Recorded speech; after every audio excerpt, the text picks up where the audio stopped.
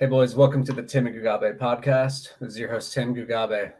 You're back. We have you in full video this week. Jailbreak was successful. I've got back my streaming privileges. No more random digi alleyways. Thanks for listening last week. That was obviously probably a new low for audio quality for me, which is saying something. But it was a good expedition. How are we, Tim? Not bad. We have like another 3 months of a card every Saturday. Me and Gugabe and I have gotten a little more consistent doing these every week, and I think I can now. Like my work schedule is a little lighter, like for the rest of these next few months, so I can keep going. But let's recap Vettori and Cannonier. I mean, it was kind of like I think we both were like leaning Cannonier, but like I couldn't have expected like that big of a beating. I think it was a combo of like Vettori. I thought Vettori was declined going in, but he was like probably a little worse than I even thought. And then I feel like Cannonier massively took like a leap, you know? So it's kind of like both ends of the spectrum just turned out to be a beating. Oh, nice. We got like two listeners today. But what's up, guys? Fuck yeah. But yeah, I just kind of thought it was like that. I think I had mentioned on the show last week, I liked Cannonier decision, but even that was lucky to hit. But I still think it was like a conceptually a good bet because Vettori is very tough and Cannonier's like Vettori has just been looking bad. But what overall did you think about the fight? Just kind of similar opinions. I mean, I think Cannonier decision is literally negatively correlated because, Vittoria's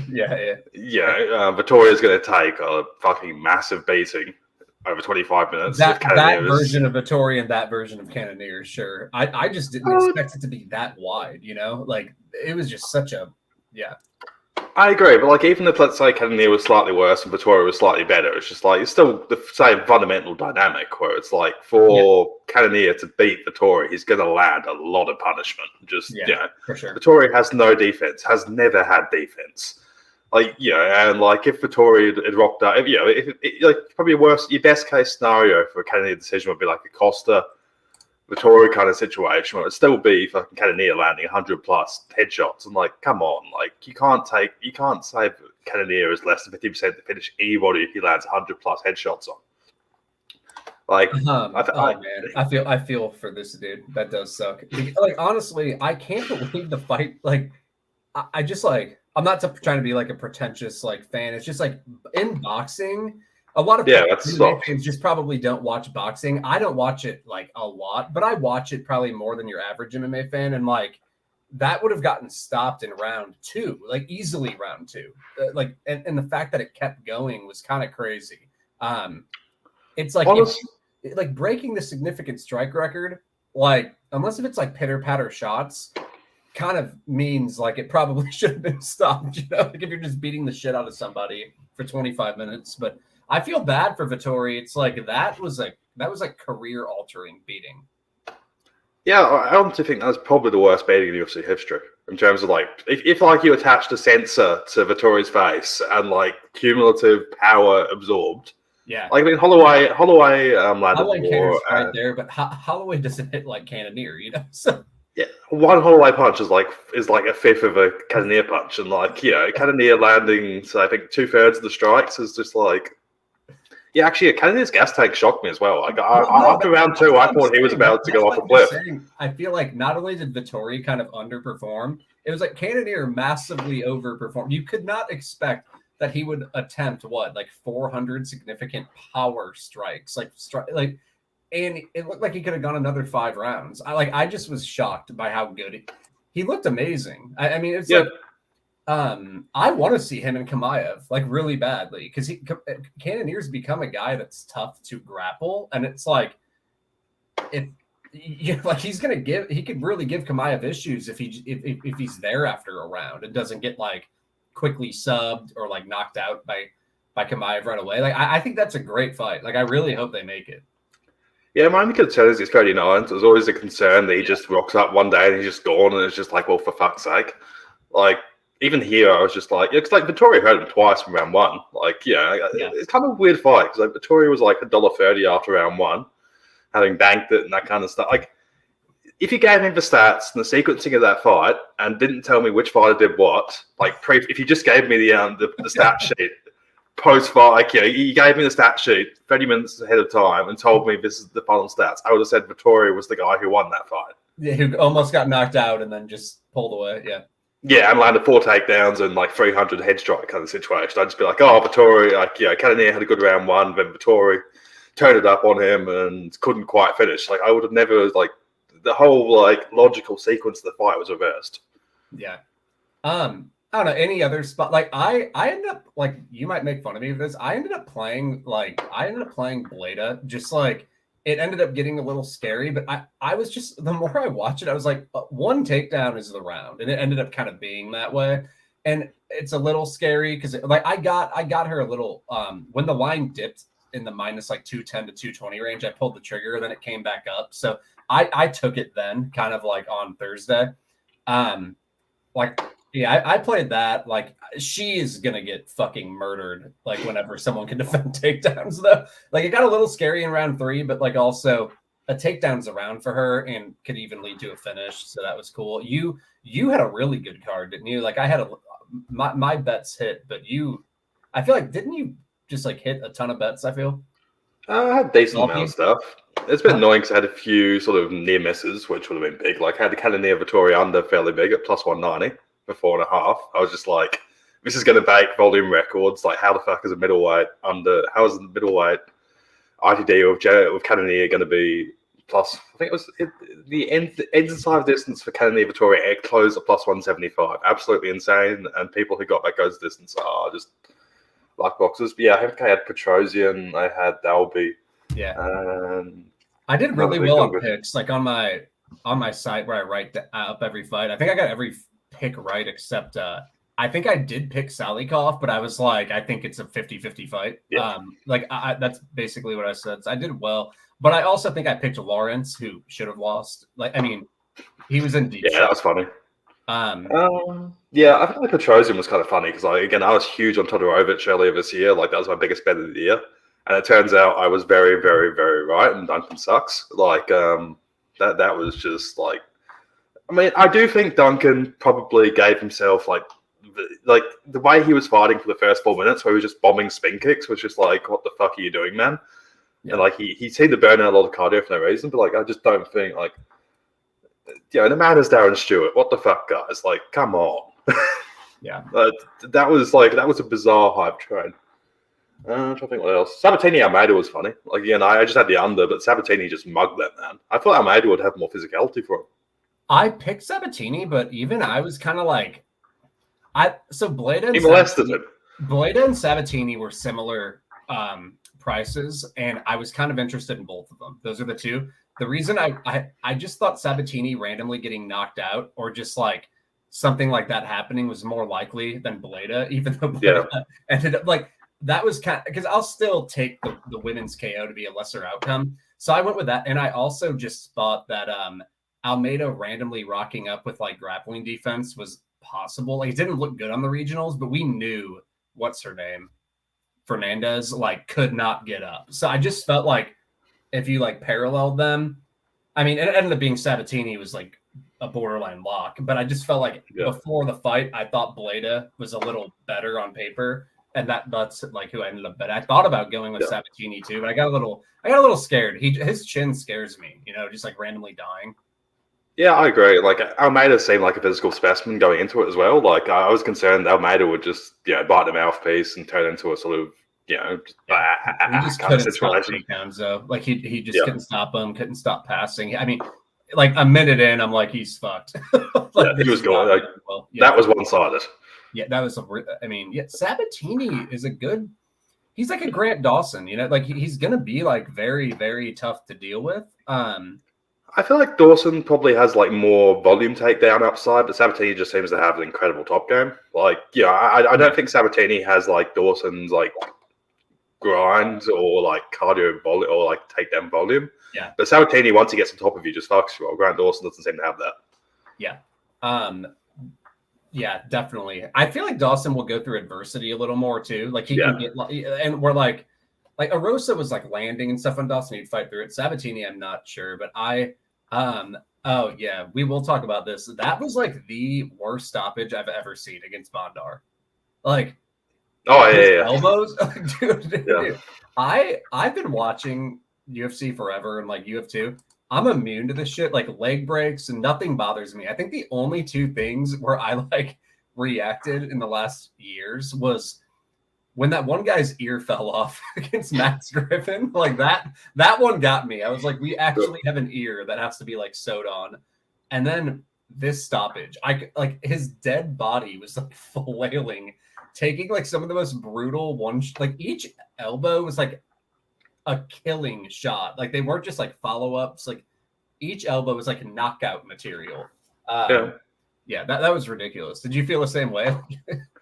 Yeah, that was a bit light. Like, cause there were like 4 or 5 shots after the sort of headbutt, wasn't it? Yeah, just it wasn't a bit late. There were 7 like brutal power, like 7 brutal power elbows, and the ref was like standing there. And then like journalists were giving him like props for seeing like the clash of heads, which didn't even like matter because he was going to win anyway. But they didn't give him credit for, not seeing the 7 massive elbows that everyone could have seen. I don't know. It was a weird sequence. You got to give him some. Like, again, I'm not saying he should have allowed all 7, but if he allowed like 2 or 3, I think that'd been okay because it was such like a weird sequence. Well, he landed them so quickly. I think 2 or 3 like was going to have to happen no matter what. But like I don't know. It was very obvious to me, like even on the first elbow, that he was out cold, and I could not believe what I was watching. I was like, we are actually going to witness a death, like on live television. But yeah, that was bad. But let's go. Let's talk about this card main event: Topuria Emmett. I'll go first. I know you're gonna think there's value on Emmett. I think Topuria is gonna win, but it just like it does worry me because he's been hurt before, and like Topuria gets pretty aggressive. Like he could get caught with something. But also even like Topuria's cardio a little bit unproven. I don't think like Emmett doesn't really, like Emmett will fight at the pace you fight at though. Like I feel like if Topuria comes out aggressive and then needs to pace himself, I feel like Topuria, I don't know, could just like scale it back a little bit. But like Topuria, I think is definitely going to be at an advantage early. I also think he's a better submission grappler, but I'm not sure he's a better wrestler for sure. I think Topuria is pretty talented though, but I'm just worried we haven't seen Topuria fight late often. And Emmett did go to war with Burgos. Like if there has to be like a volume war, he is capable. But like I almost think like an Emmett live bet, it would be better. I tend to think Topuria is probably going to hurt him early. Like he's very aggressive. He'll probably throw heat, but there's enough variance in striking where minus 350 doesn't entice me at all. Honestly, I do think it's probably dogger pass, but I do think Topuria will probably get the win. I'm sure you're going to take a flyer on Emmett here. Yeah, I mean, come on. Like, what does a minus 350 cover for Topuria look like with his style right now, short of Emmett just being done? Like, is he going to be minus 350 in a dick measuring, hook swinging contest with Josh Emmett? Like, nobody is minus 350 in a Topuria fight with Josh Emmett. Like, it would be like, again, like Josh Emmett might be falling off a bit. Like there was a bunch of injury news, but there was a bunch of injury rumors around the Yair fight and that kind of stuff. But I think people are looking at the Yair fight, which Josh Emmett still almost arse pulled twice because he's Josh Emmett. He just has like that massive flaw because he's Josh Emmett. Like, man is a stupid athlete. And like, I just don't think the Yair performance is at all relevant to this one. Like, oh, he got picked off from the outside. Like, Topuria is just going to walk into him and swing hooks with him. And like, that's all Topuria does. Like, I don't think Topuria is going to get top control with just like he's just going to just scramble and get a takedown and get top control. Like, I'm sure Topuria wins an ADCC matchup with him, but I just don't think he can generate the takedowns per se without putting himself in danger. And like, you are insane if you think anybody is minus 350 in a hook swing to the death against Josh Emmett. Like, what does a cover look like? Short of just Emmett, if Emmett could just be done, but just like, Yair fight. Yair could pick him off from the outside. But like, Topuria has gone pretty much significant strikes, evens with everybody pretty much. Like Bryce Mitchell just had like, I'm not saying Bryce Mitchell was winning the fight, but Bryce Mitchell was landing shots. He was landing shots. It's just Topuria was landing like bigger shots. Yeah, but like this is Josh Emmett. If he's having a 20 significant strikes fight with Josh Emmett, he's not minus 300. I'm sorry, it just is how Josh like. It would be a good case scenario for Topuria's athleticism if he turns out to be as athletic as Josh Emmett is. Like, I think people are forgetting exactly how much of a freak athlete Josh Emmett is.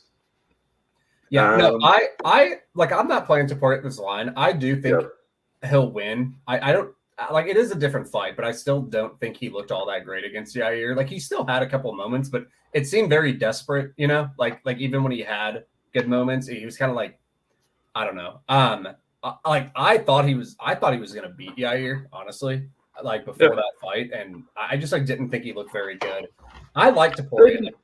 I thought he was easy money versus Mitchell. Like I played him versus Mitchell, but it was a different fight. It's like he can stop grappling, and he was a more he was a more dangerous striker, and like that was easy money. This one, like I think this is maybe a harder matchup than Mitchell, like Emmett. So that's why, of course. Yeah, like I definitely think it is. I still think Topuria will get it done. But I am worried. Just like the thing is about his cardio, though. I'm kind of worried about his cardio, but I don't think Emmett is the guy to like take advantage. Like I don't think Emmett's gonna walk forward and like wear him down. Like Emmett will stare at you if you decide to stare at him, and then like Emmett. Like Emmett, these are all 50-50 fights. That's my concern here. It's just like Emmett just has a bunch of different 50-50 fights with. My thing here isn't I need to justify why Josh Emmett is secretly minus 1,000. My thing here is justify to me why Topuria is more than 55%. Yeah, I just don't. Short of Emmett just being done. Yair outlanded him 47-13 at distance. I just feel like but distance kicking like that's different. It isn't relevant. I don't know. Topuria is still like good at what he does, though. He attacks the body well. He comes in like he's powerful, but he could get caught with like a left or something. Let me just consult the Bible of Fight metric. Ilia Topuria, distance strikes. Now, this is going to sound like a bunch of non-athletic noodly bums that he's fought, but again, so against our Lord and Savior Bryce Mitchell, distance strikes. Bryce Mitchell outlanded 34-29. Our Lord and Savior Jai Herbert, who was a legitimate kickboxer, but still outlanded them 19-14 at distance. Like again, like even the Mitchell fight, people just fucking focus on it last minute where he was on top and smashing him. No, I remember like thinking Mitchell landed a bit. The shot, like the quality of the shots were way bigger for Topuria. Oh, of course, but if Bryce Mitchell fought Josh Emmett, the same fight would take place. Nothing Ilia Topuria has done so far Josh Emmett could not have achieved himself, in my opinion. Yeah, no, I hear you. I wouldn't be shocked if Emmett won. Like I really wouldn't. Like my opinion, you got to take Emmett. Yeah, Emmett KO1 is plus 1,400 some places. Like you've got to take that shot regardless. Like Emmett KO1. Topuria is going to be aggressive. I feel like he just seems like a meathead. There's literally nobody in the division I would not take Emmett KO1 against at plus 1,400. Like the man hits obscenely hard, particularly.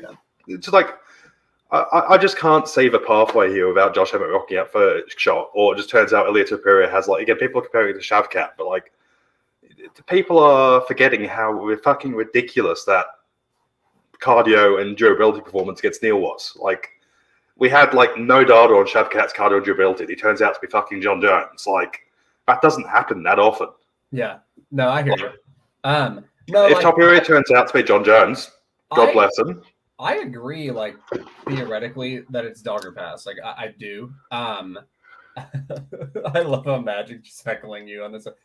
Topuria I just don't understand what Magic has is. Like Spaniard ties, so Magic is just behind his country. To be fair, Magic's always liked him. And I get that, but like he's just making hand pops. Mitchell too, and so did I. So, but like this is a different fight. Like I do agree. Like I'm not saying go play. Like don't parlay Topuria. Like gun to my head, I would pick Topuria to win. I think he just like has, like career trajectory matters. Oh, 100%. Like I do agree. Yeah, like I still am gonna pick him to win, but I do agree. Like he can be tested in ways here. Like he has a ridiculous. Like Emmett hits very very hard. Emmett can wrestle a bit. But I mean, yeah. So I don't know. I still think Topuria is gonna get it done though. if I told you this went past 2 rounds and Josh Emmett was plus 260 pre, would you not take Josh Emmett? Because it going past 10 minutes probably means it's turned into like zero tempo striking. Yeah. Like my thing here is just like, if I was 100% confident this was the Josh Emmett that walked into the ring against Qatar or Burgos, I would be betting like 4 or 5 units on him. The issue is that at his age, I could keep it 1.5 just because there is a risk that he just is no longer that guy. I do. But the guy that fought Shane Burgos is the favorite here. I do think Topuria is a very underrated submission grappler. Like his front chokes are legit. They're good. Yeah, but like, who cares? It's a wrestling match. I just don't think he can consistently get taken down. Start scrambling. Like I think he's more likely to get a sub than Emmett. Like Emmett's not really a sub guy where he, yes, I don't know, but I get like I agree that Topuria is a favorite in ADCC grappling. I just like don't see like how often does this fight go to an actual sub? Like, yeah, there's probably a good chunk of club sub equity there, but like, I just don't see how often this fight turns into an actual like an actual naked non-force or the grappling situation where Topuria turns into like top control and sub that way. Yeah.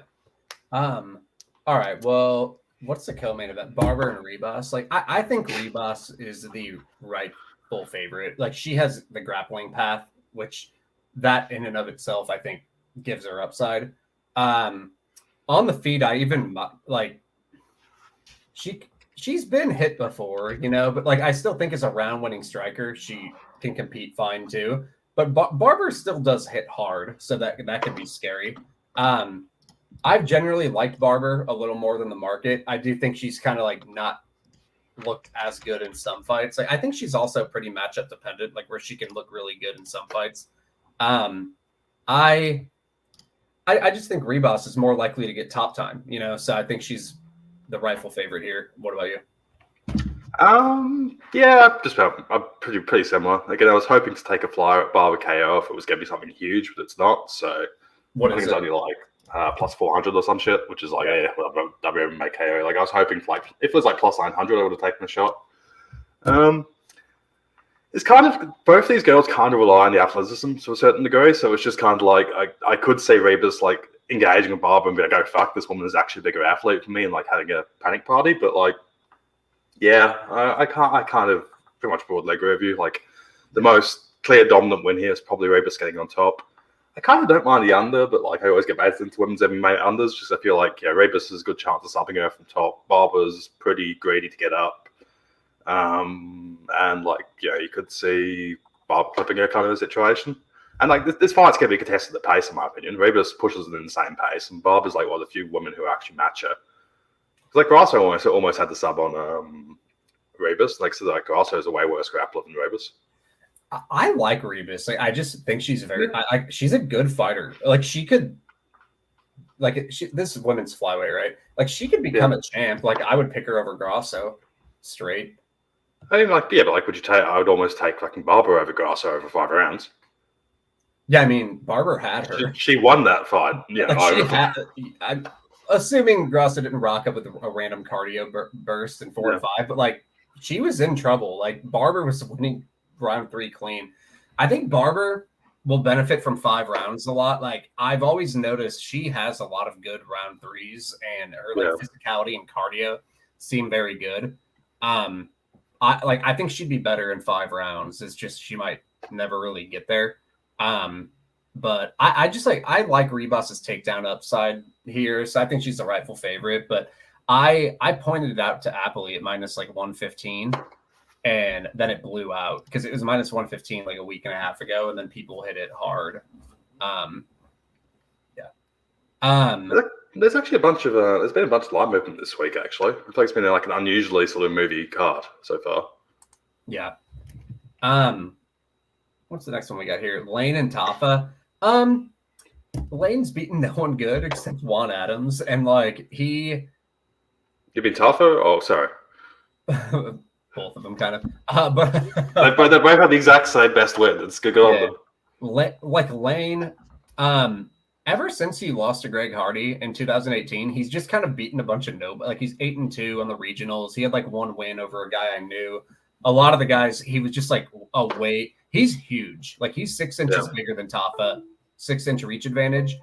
I feel like he's a decent athlete, but he's very raw. He's like not good at anything. I will say against Adams, it was kind of surprising that he still had power in round 4. So at least like his cardio may potentially be there. So like if he randomly just like landed a knockout or got on because if Tafa ever ends up on his back in the UFC, it's going to look very bad. I'm like on the regionals, it was so bad and he hasn't been there yet.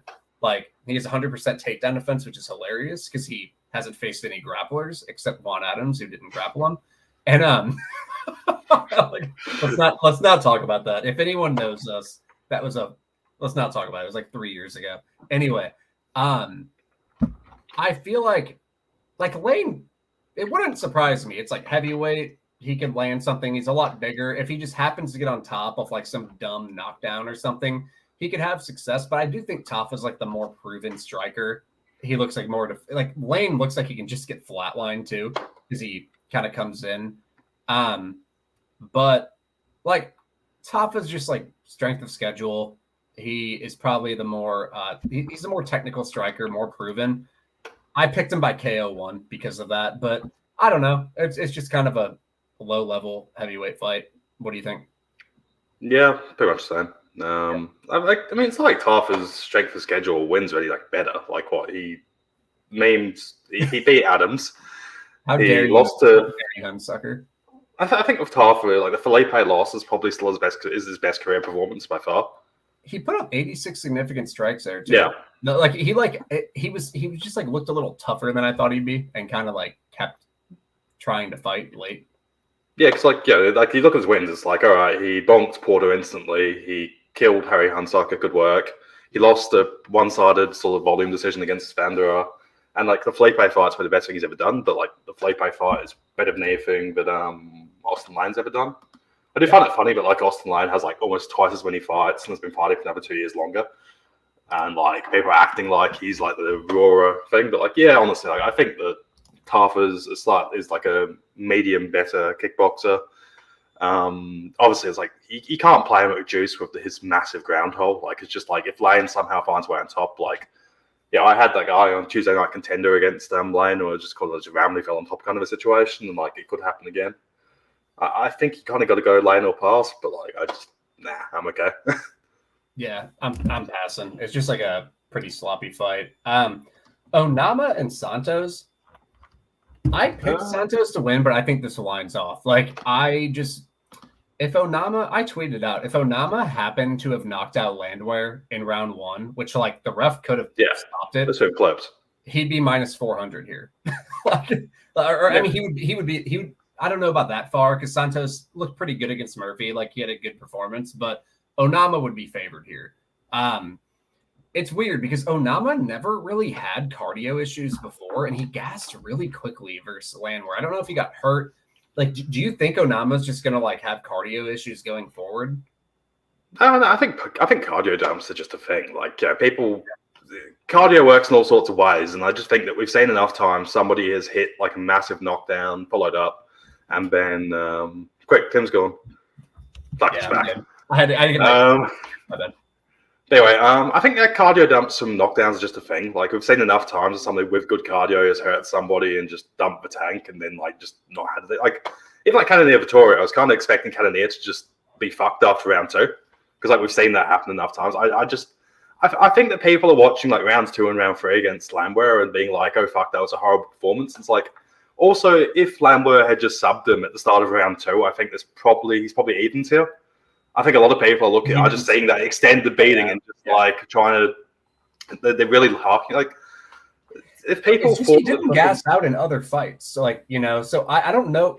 I feel like if you are playing Santos here, you're relying on Onama gassing out, and I'm not sure it's going to happen. Like it might. I don't know.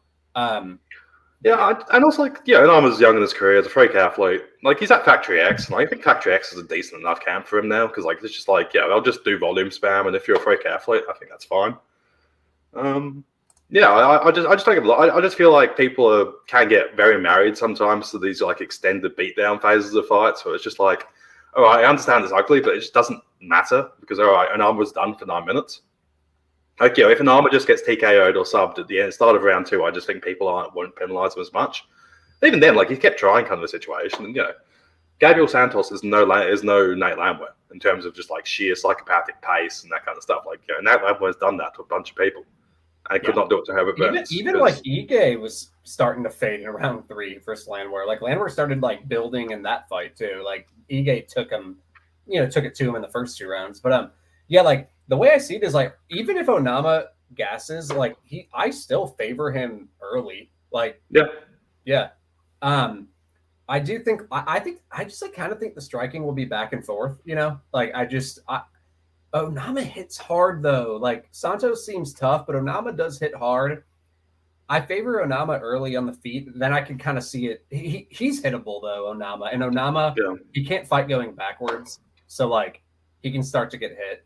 I just see it kind of being back and forth. I will say Onama's like weird. He's kind of like Ben Henderson, where he kind of like noodles out of submissions and like back takes, like he'll be like tired. He was doing the same shit against Landwehr.